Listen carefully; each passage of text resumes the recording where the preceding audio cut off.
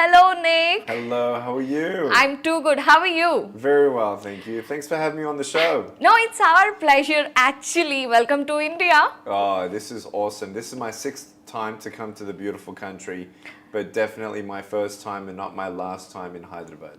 Last, Not but my not the last. That's right. First, but not the last. Yes, but you have a lot to experience yet. Still, how far you're liking India?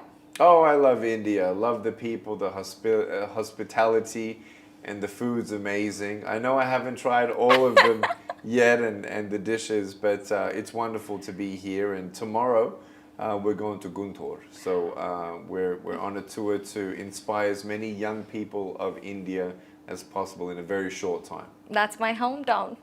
Beautiful. Awesome.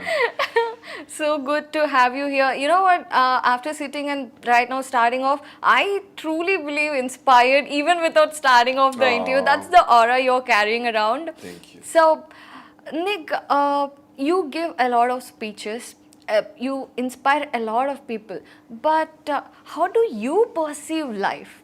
For me, it's definitely understanding that the first decision we must make is to have an attitude of gratitude, to be thankful for what you have instead of being angry for what you don't have.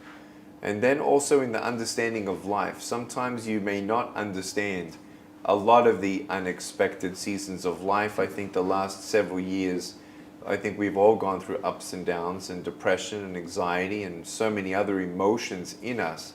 And really, we are human beings with human feelings. Yes. And so when we go through struggles, it's for me making sure that my heart and my mind are connected, that I'm present, that I'm gonna do my best. But if I'm not feeling good today, I'll give myself a little bit of permission to maybe retract or internalize some things. But eventually, you have to come back to life and engage in the world and see that whatever we see isn't a limit. It's just a process of becoming resilient as we face resistance. Well, wonderfully said. But coming to the point where you started your life, it was not an easy path at all. Every step must have been very tough. So, what was that crucial turning point of yours that turned you into this amazing human being? It was definitely a journey that started with my mom and dad planting seeds of love, saying, "You're beautiful, don't worry about what the future looks like, just do your best." In fact, in 1989, I was supposed to be segregated into a special needs school.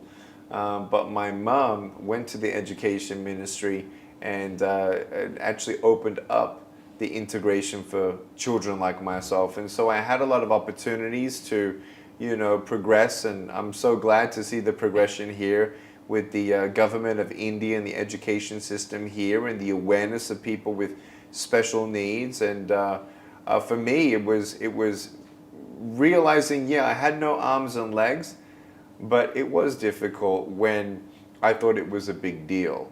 And it wasn't a big deal from my perspective, but from everyone else's perspective, it seemed like a big deal, and that I wasn't normal, or maybe I wasn't good enough. And these things of thoughts, fears, and emotions stirred through me as a young kid, and Yes. definitely felt lesser of a person. Definitely felt that maybe I should be doubting my future. Maybe I'm never going to be happy. Maybe I'm never going to find true love and really find my place in this world. And so it was definitely a journey, a long journey. But really, even with the attempted suicide at age 10, Yes. it was a moment in my life where I just wanted to give up because I couldn't see any good. I just want everyone to know that, yes, when life is hard, it doesn't mean that this is the end.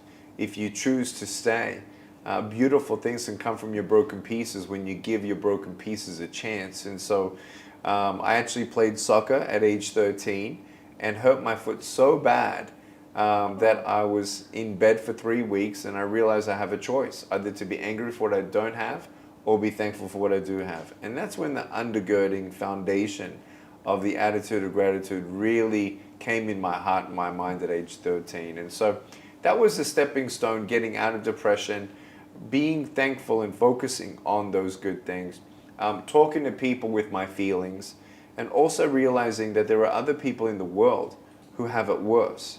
And how can I actually make the world a better place? It's amazing what happens in the mind when you True. actually help someone else in need. It really is amazing. Yes, absolutely.